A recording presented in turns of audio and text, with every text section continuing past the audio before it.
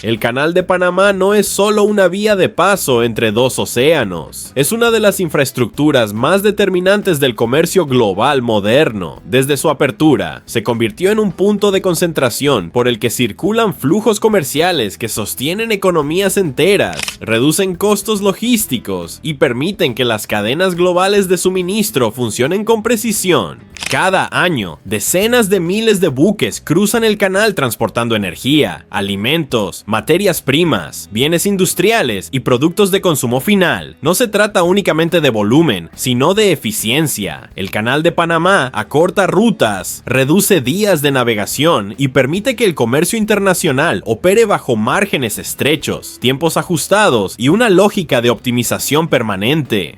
Para Estados Unidos, el canal es una pieza central de su comercio entre la costa atlántica y la pacífica. Para América Latina, es un enlace clave entre los mercados del Atlántico, Asia y América del Norte. Para Europa, forma parte de cadenas logísticas globales que atraviesan múltiples regiones antes de llegar al consumidor final. En todos los casos, el canal actúa como un multiplicador de eficiencia económica. Sin embargo, esta dependencia rara vez es percibida de forma consciente. El comercio global suele presentarse como un sistema abstracto y automático. Los barcos llegan, los precios se ajustan y los mercados se abastecen. Pero detrás de esa aparente normalidad, existe una alta concentración de flujos en pocos corredores estratégicos. El Canal de Panamá es uno de los más críticos. A diferencia de otras rutas, su capacidad no puede ser sustituida de forma inmediata. No existen alternativas capaces de absorber su volumen sin generar retrasos, mayores costos operativos y tensiones en el sistema logístico global. Cada buque que no cruza el canal implica más tiempo en tránsito, mayor consumo de combustible, costos financieros adicionales y presión acumulada sobre cadenas de suministro ya ajustadas. Por eso, el Canal de Panamá no debe entenderse como una obra de ingeniería aislada, sino como una válvula estructural del comercio mundial.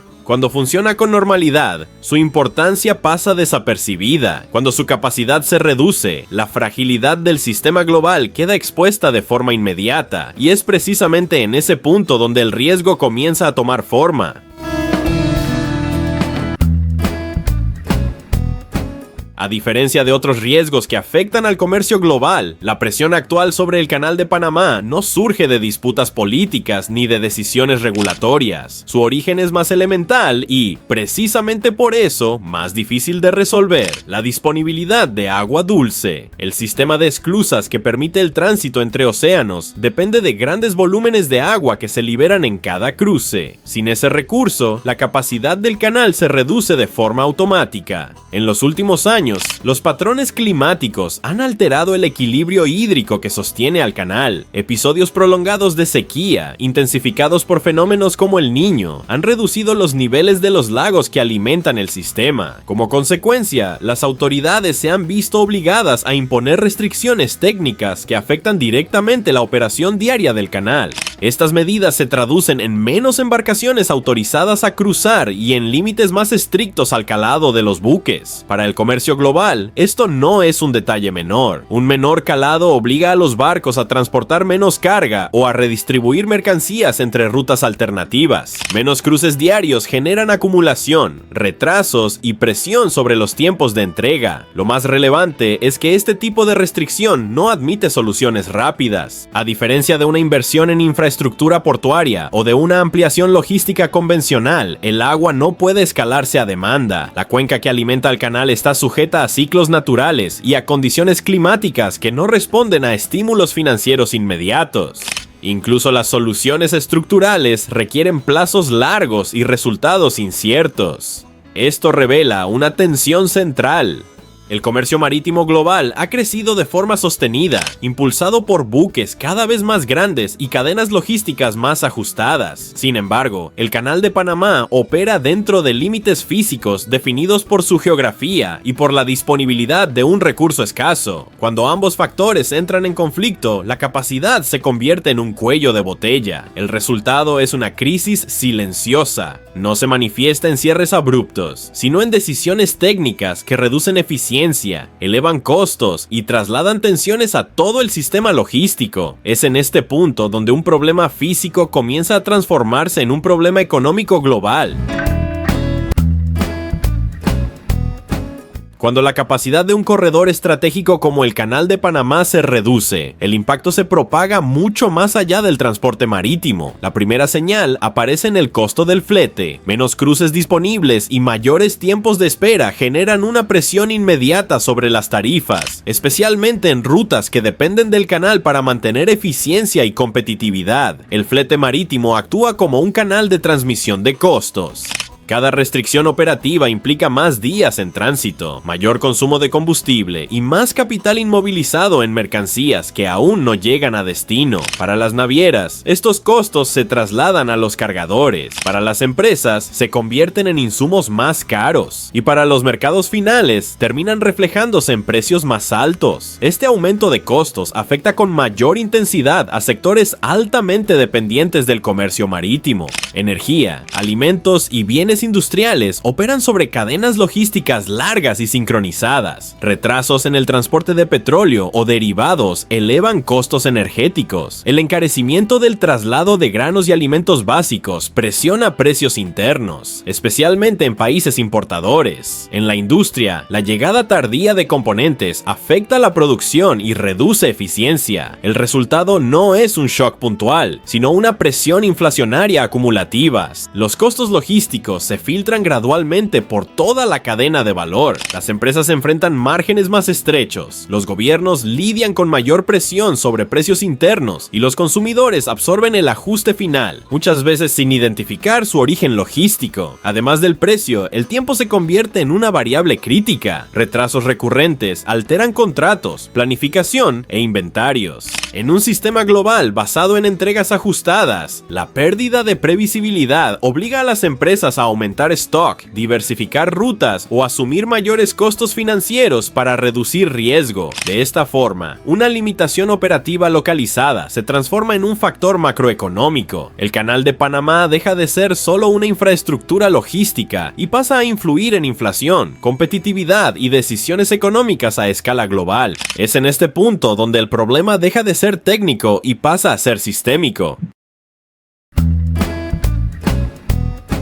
Toda disrupción relevante en el comercio global produce una redistribución de poder. Cuando el Canal de Panamá opera por debajo de su capacidad, el sistema no se paraliza, pero sí se reorganiza. Esa reorganización no es neutra, favorece a algunos actores y expone con mayor claridad las vulnerabilidades de otros. Entre los ganadores se encuentran rutas y nodos logísticos capaces de absorber parte del tráfico desviado. Puertos del Caribe, del Golfo de México y de la costa oeste de América del Norte incrementan su relevancia cuando el canal se convierte en un cuello de botella. La carga no desaparece, se redistribuye, y esa redistribución refuerza a quienes cuentan con infraestructura disponible, capacidad operativa y acceso a mercados de alto valor. También tienden a salir mejor posicionadas las economías con mayor diversificación logística. Países que disponen de múltiples corredores, redes portuarias integradas y mayor capacidad financiera pueden absorber aumentos de costos sin comprometer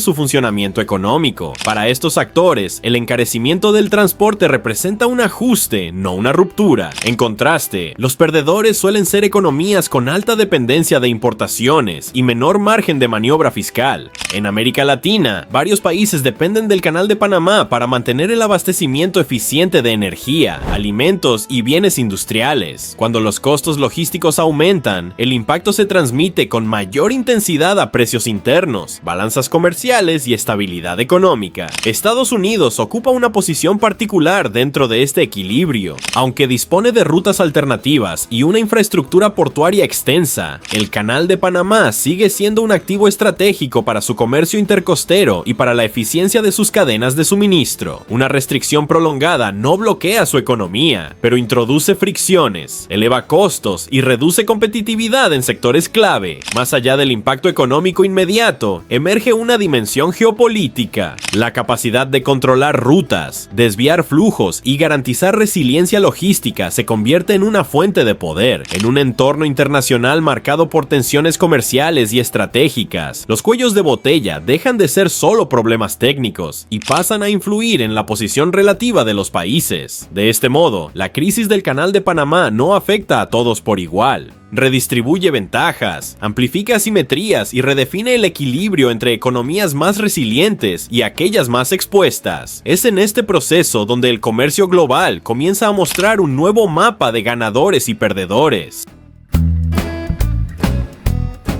La situación del Canal de Panamá obliga a una revisión más profunda del modelo logístico global. Durante décadas, el comercio internacional se organizó alrededor de unos pocos corredores críticos, diseñados para maximizar eficiencia, reducir costos y acelerar flujos. El canal encajó perfectamente en ese modelo. Hoy, ese mismo diseño expone sus límites. El crecimiento del comercio marítimo, la expansión del tamaño de los buques y la mayor recurrencia de eventos climáticos extremos están tensionando infraestructuras concebidas para un contexto distinto. El Canal de Panamá continúa siendo relevante, pero su margen operativo se ha reducido. La dependencia de condiciones físicas específicas lo convierte en un punto vulnerable dentro de un sistema cada vez más exigente. Ante este escenario, empresas y estados están ajustando estrategias. La prioridad ya no es únicamente minimizar costos, sino reducir riesgos. Aumenta la diversificación de rutas, el uso de puertos alternativos, la redistribución regional de inventarios y la revisión de cadenas de suministro excesivamente concentradas. La lógica del comercio global comienza a desplazarse desde la eficiencia extrema hacia la resiliencia. Este cambio no implica la pérdida de importancia del Canal de Panamá, sino una redefinición de su rol. De corredor dominante pasa a ser un componente relevante dentro de una red más fragmentada y redundante. Esa transición tiene implicaciones económicas claras, mayores costos estructurales, menor previsibilidad y decisiones de inversión más cautelosas. La lección que deja este proceso es directa. La economía global ganó productividad concentrando flujos, pero sacrificó robustez. Cuando un punto crítico enfrenta restricciones, el impacto se amplifica de forma sistémica. El Canal de Panamá no es una excepción, sino un ejemplo visible de un problema más amplio. El mundo después del Canal de Panamá no es un mundo desconectado, sino uno más consciente de sus límites físicos y de la necesidad de equilibrio entre eficiencia y seguridad.